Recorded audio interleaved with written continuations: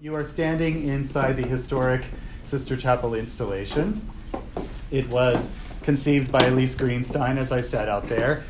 Elise Greenstein was a feminist artist and abstract painter specifically, who originally wanted to create a Hall of Fame for women.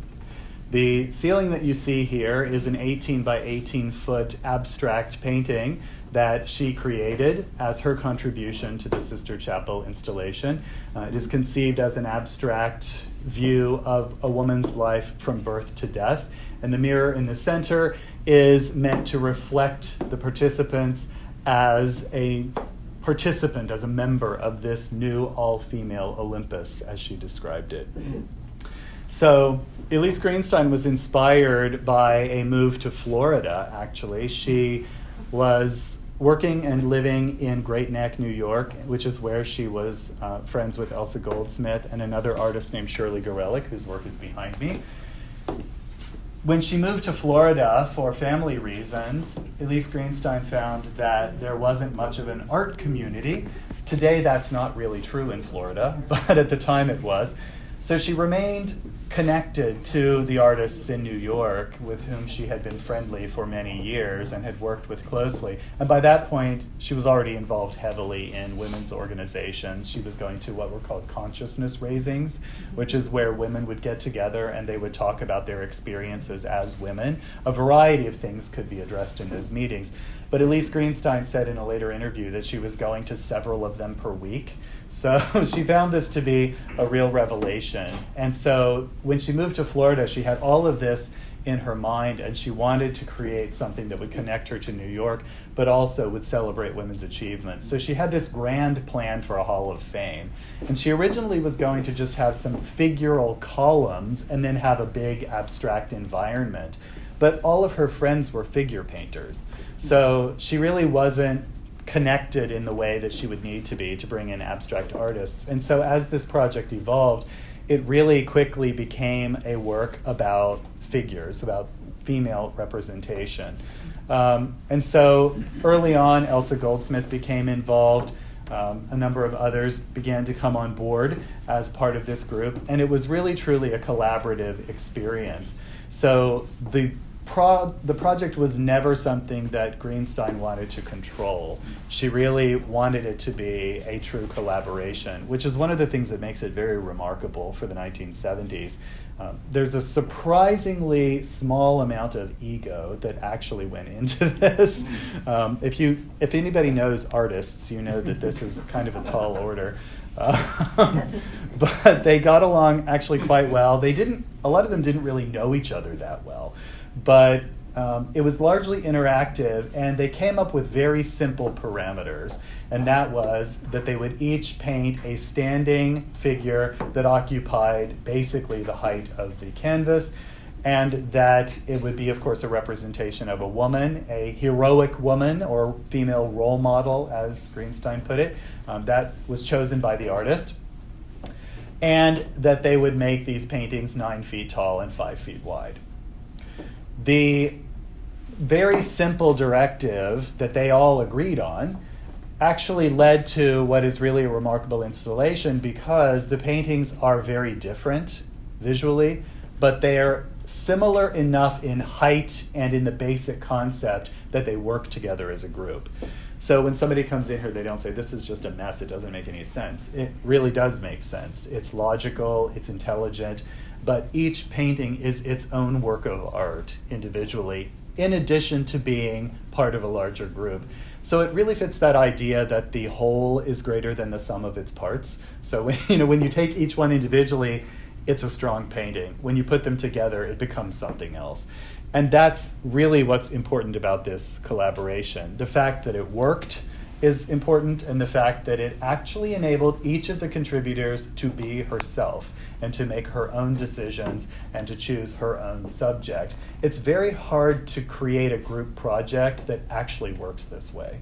So the Sister Chapel is a testament to collaboration. It's an effective way to collaborate, but it also is a celebration of women's achievements. And so these artists chose these role models any role model that the individual artist thought was important. So it's an interesting and unusual mix of characters and real people. But as I've said, it actually works. And it was meant to be a monumental statement about women's achievements. And as Chris pointed out really quite nicely earlier, this was a group of people who were on the cutting edge of this. They were advocating for women's opportunities in the visual arts at a time when it was very difficult for women to get the kind of recognition they deserved. We do take it for granted today, but this reminds us that it wasn't very long ago that there was a very serious problem with women working in the arts and having legitimate careers because it was dominated by men. The galleries that were selling their work and showing the work was predominantly about male artists and not about women. So this was really a major statement by these artists. And interestingly, they had no financial backing. Each artist produced her own painting at her own expense with no guarantee it would ever be shown and no guarantee that anyone would ever care. So they did this entirely on their own. They didn't even have a venue to show it originally. They just did it because they thought it was the right thing to do and they wanted to make a major statement about women. As it turns out, a sympathetic owner of PS1, which was a former high school in Long Island City, New York, liked the idea and made space in the schedule for it. That location, by the way, is now part of the Museum of Modern Art. And I had more, when I was writing a book about the Sister Chapel, I had more information than PS1 had about the show. So they were asking me. They said, can you send us things? We don't have anything on this. So that was useless in terms of contacting them. I was hoping they would have records. Anyway, but it was originally a small, privately owned venue that was for experimental art. And this was absolutely not the kind of stuff that the owner even wanted to show. She was not interested in this sort of content. But the project interested her enough. She thought it was creative and clever and certainly unusual, and so she made space for it at that time. And that was in 1978. So that was 44 years ago. It went to a couple of other venues, never in quite its complete form, and then it disappeared after 1980, back into the collections of the artists. Each painting is made by a different artist, and so they just went back to the individuals. Artists died.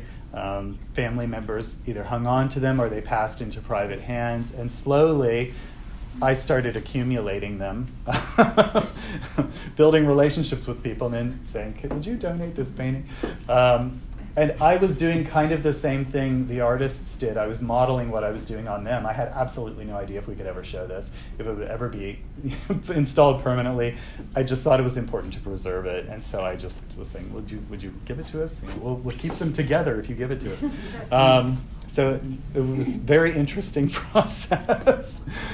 But in the end, we really, with a great deal of work on Mary Salvante's part, I don't know where she went, but we were able to have an exhibition at the Sister Chapel in 2016, and we constructed the tent, which was designed by an artist named Maureen Connor, the exterior. It had never been built. It was only a model. So we actually fabricated the tent, and that was largely Mary's doing. She said, if we're going to have the show, we have to have the tent. So we had the tent. So she was the one who orchestrated that, and then I worked in concert with the artist who designed it to make sure it satisfied her creative interests. So that was a short-term exhibition, and it was very quickly after that that we realized that this needed to be permanent, that it needed to be seen by people. It is visited frequently. I bring student groups in here all the time. We have visitors coming in here. And so we established it and called this the Center for Art and Social Engagement in the spirit of the Sister Chapel, which is socially engaged art. And most of the shows we put up in this space behind, including the Mater Filia show you're seeing here, really has to do with social content, with something that is about social issues. And certainly Elsa and Joanne were both interested in those things, as you'll see when you look at their work more closely. This is Elsa Goldsmith's painting, Joan of Arc, which looks like a giant watercolor painting, but it's not. It's an oil painting on a very dense canvas. And it shows Joan of Arc in isolation, not as the warrior saint who goes out and does battle for God, as the story goes, but but actually as a humble woman who is faced with a daunting task. And Elsa Goldsmith later said that she related in a way to this idea of kind of going up against these powerful forces as a feminist, as a woman who was trying to make her way in an art world that was favoring men. She kind of felt like a Joan of Arc, and apparently a friend even commented that she can't be a Joan of Arc. So this subject just came to her immediately, and she stayed with it. The lithograph outside the Sister Chapel on the wall out there and the lithographic plate outside are both works that are from her Joan of Arc series. She actually, because she was interested in series, she explored Joan of Arc in a variety of ways over the next year or so, and those are two examples from that series, which is why they're hanging up front to link to the Sister Chapel. The rest of the paintings, we can talk about individually if you want to know about them. There are also brochures that deal with the individual works, so those are available for you to look at as well. But we're very pleased to have the Sister Chapel here. It's a point of pride for us because it's an important installation and one of the very few feminist collaborations from the 1970s that is actually intact. So we have a special item here, and again, thanks to generous people like Chris and your sister Joanne, we have these wonderful paintings in our collection. So we've been very fortunate, and we've committed to doing our part to preserve and show them, which is really what the artists of the Sister Chapel wanted. They hoped that this would actually have a permanent home one day. So we've tried to honor that commitment, and we have taken it very seriously, and we'll continue to do so. So it's really a wonderful installation for us to have, and we're very, very pleased.